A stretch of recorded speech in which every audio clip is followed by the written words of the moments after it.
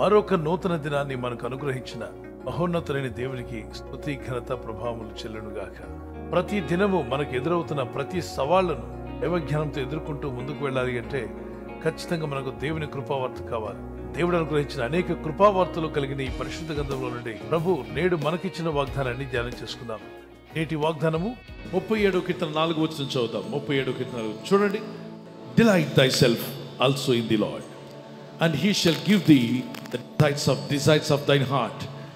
యెహోవాను బట్టి సంతోషించుము, ఆయన నీ హృదయ వాంఛలను తీర్చును. నీ హృదయంలో కొన్ని అంటే వాంఛలు, ఇవి జరిగితే బాగుండు ప్రభు, ఉద్యోగం వస్తే బాగుండు, ఇల్లుంటే బాగుండు, నేను స్తుతించాలనుకుంటున్న కుటుంబస్తులందరూ రక్షణలోకి రావాలి, భర్త రక్షణలోకి రావాలి, భార్య రక్షణలోకి రావాలి, తల్లిదండ్రులు రక్షించబడాలి, అన్నదమ్ములు రక్షించబడాలి, స్నేహితులు రక్షించబడాలి, యవన బిడ్డలు మరి మీ చదువులు బాగుండాలి, సక్సెస్ అవ్వాలని, విదేశాలు వెళ్ళాలని, వీసాలతో మన దేశంలో కూడా మంచిగా సాధించాలని, వ్యాపారం ఉద్యోగం చేయాలని, ఇంటిని పోషించుకోవాలి, కుటుంబానికి మేలు చేయాలని ఎంతమందికి ఆశ ఉంది? చేయటండి.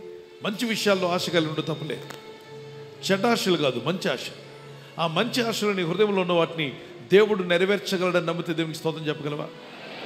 అయితే దేవుడు ఎవరి జీవితంలో నా హృదయ వాంఛ తీరుస్తాడో మీరు నాకు చెప్పండి. ఎవరి హృదయ వాంఛ దేవుడు తీరుస్తాడు? యెహోవాని బట్టి. ఎవరిని బట్టి? ఇంట్లో ఉన్న టీవీని బట్టో, ఫ్రిడ్జ్ను బట్టో, ఇంటిని బట్టో, ఇంటి ముందున్న కారును బట్టో కాదు. దేవుడు సృష్టికర్త నీకున్నాడని ఆయనను బట్టి సంతోషిస్తే ఆయన కార్యాలు జరిగిస్తాడు.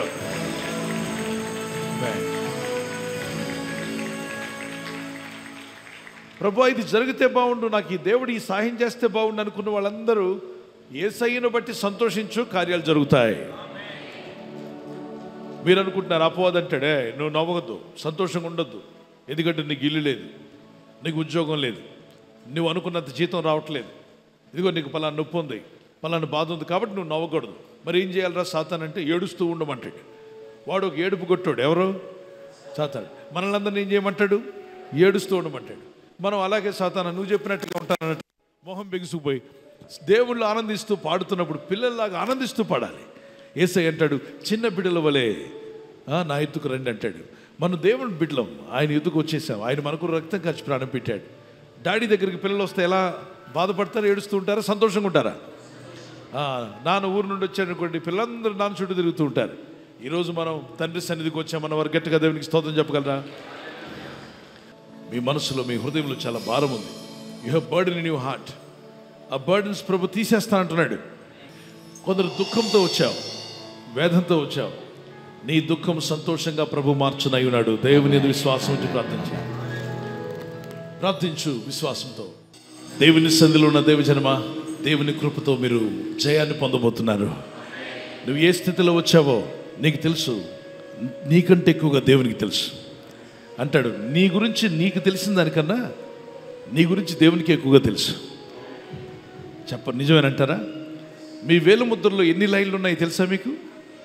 ఎవరితో కలవకుండా ఉండేలాగా తయారు చేసింది ఆయనే. కాబట్టి నీ గురించి ఆయనకి సమస్తం తెలుసు. నీ తల వెంట్రుకలన్నీ ఆయనకి తెలుసట, నీ వేలు ముద్ర అంతా ఆయనకి తెలుసు, నీ కంట్లో ఉన్న ఐరిస్ ఆయనకి తెలుసు. కాబట్టి నీ వేలు ముద్ర గురించి ఎన్ని గీతలు ఉన్నాయో నువ్వే లెక్క పెట్టుకోలేవు, చాలా టైం పడుతుంది. కానీ దేవునికి ఆ వేలు ముద్ర వేసాడు. అది ఎవరితోనూ కలవకుండా, కోట్ల మంది పుట్టినా కలవకుండా దేవుడు తయారు చేశాడంటే నీ గురించి నీకు తెలిసిన దానికన్నా ఆయనకి ఎక్కువగా తెలుసు అన్న వారు గట్టిగా దేవునికి స్తోత్రం చెల్లిద్దాం. సో ఒక అద్దిల్లు కూడా లేదు ప్రభా, నిన్ను ప్రార్థన చేసుకుందామంటే అద్దింట్లో ఉన్న వ్యక్తి నన్ను, అంటే ఇంటి వాడు నన్ను ప్రార్థన చేయనివ్వట్లేదు, నాకు చిన్న నివాసం ఇస్తే ప్రార్థన చేసుకుంటా ప్రభా అని వాళ్ళు చేయొద్దండి. మీకు చక్కని నివాసము దొరకునుగాక ప్రభు నామంలో. గర్భఫలం లేదు, చాలా కాలమైంది. పిల్లలు కలుగుతారని ఆశపడ్డాను, ఇంకా కలగలేదు. అందరూ అడుగుతున్నారు పెళ్ళి ఇన్ని సంవత్సరాలు అయింది, మీకు పిల్లలు ఎంతమంది? ఫంక్షన్లకు వెళ్ళడం, ప్రోగ్రామ్స్కి వెళ్ళడం కూడా మానేశాను. అడుగుతున్నారు ఏది మీ పిల్లలు లేరని. నాకు సిగ్గు అనిపిస్తుంది అన్నవాళ్ళు. యేసు నామములో మీకు సంతాన ఫలము కలుగునుగాక, గర్భ ఫలించునుగాక. ఎన్ని ప్రయత్నాలు చేసినా ఉద్యోగం రావట్లేదు. ఇదిగో ఈ ప్రార్థనల తర్వాత ఉద్యోగ ప్రయత్నం చేయి, నీకు జాబు వచ్చునుగాక ప్రభునామలో. మంచి అవకాశం తెరవబడునుగాక. God bless you. యేసు నా పక్షమున ఉండగా నాకు విరోధులే లేరు అనండి ఒకసారి. యేసు నా తోడుగా ఉండగా నాకు అపాయమే రాదు. ఆమేన్. ఆమేన్. పాడదామా?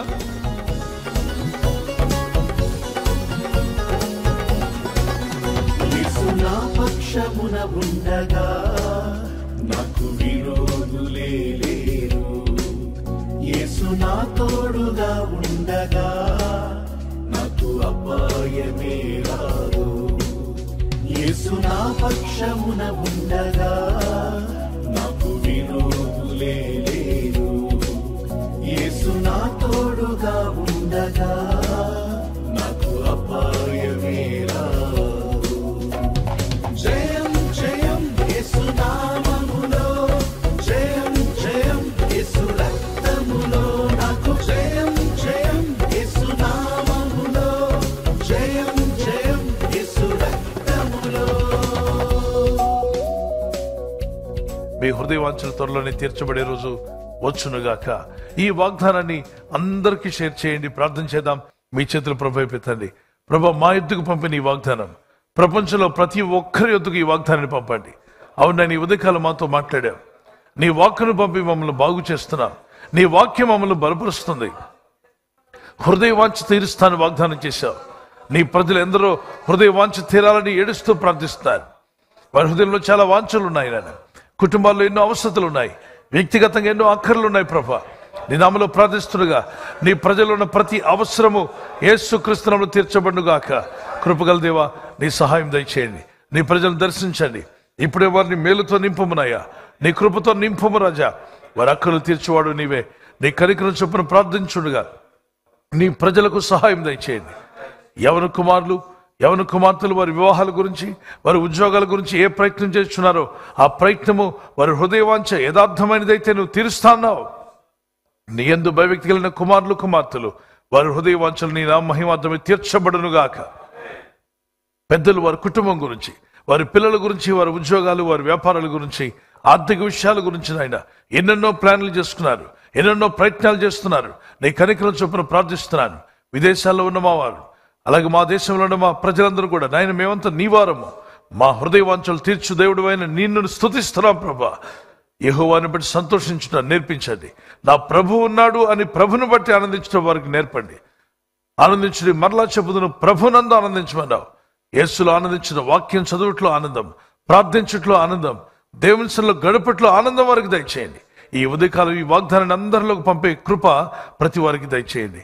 అయ్యా, మేము విన్నటువంటి వాగ్దానాన్ని మాతోనే ఉంచుకోకుండా అనేకులతో షేర్ చేసే మనసు మాకు దయచేయండి. ఈ వాక్యం ఎవరెవరిని చేరుతుందో వారందరినీ బలపరిచి వారి హృదయ వేదన తీసివేయండి. వారి గుండెల్లో ఉన్న విషాదాన్ని తొలగించండి. వారి మనసుకు తగిలిన, వారి గుండెకు తగిలిన ప్రతి గాయము యేసు నామములో మానిపోవునుగాక. వారిని ఆదరించి బలపరిచి వాక్యం ద్వారా ఇదిగో వారితో మాట్లాడి వారి హృదయ వాంఛలు మీరు తీర్చబోతున్న మేము స్తుతిస్తూ మీ సాక్షులుగా వారిని వాడుకోమని యేసుక్రీస్తు పరిశుద్ధ నామములో అడిగి వేడుకుంటున్నాను నా పరలోకపు తండ్రి. ఆమేన్, ఆమేన్. బర్త్డే జరుపుకునే వరకు happy birthday to you. Many more returns of the day. God bless you. మీకు వాగ్దానం 1 పేతురు 3:9 ఆశీర్వాదమునకు వారసులగుటకు మీరు పిలువబడితిరి. మనం పిలువబడింది ఆశీర్వాదానికి కారకులగడానికి. ప్రార్థించండి. ఈ వాగ్దానం పట్టుకొని may the lord bless you. Blessed happy new year to you. మరి ఎవరైతే యానివర్సరీ జరుపుకుంటారో మీ అందరికీ వాగ్దానం ద్వితీయోపదేశకాండం 31:8 నీ ముందర నడుచువాడు యెహోవా, ఆయన నీకు తోడయుడును, ఆయన నిన్ను విడువడు, నిన్ను ఎడబాయుడు. భార్య భర్తలుగా మీ ఇద్దరు ఈ వాగ్దానం పట్టుకొని ప్రార్థన చేయండి. Happy wedding anniversary. Many more returns of the day. God bless you. ప్రభు మిమ్మల్ని ఈ వాగ్దానంతో బలపరచునుగాక. భార్య భర్తకు లోబడాలి, భర్త భార్యను ప్రేమించాలన్న ఈ ఆజ్ఞకు విధేయులైతే మీ ఇల్లు అద్భుతంగా ఉంటుంది, కుటుంబం సమాధానంగా ఉంటుంది. దేవుని చిత్తం నెరవేర్చే కుటుంబంగా మీ ఇల్లు ఉండునుగాక. God bless you.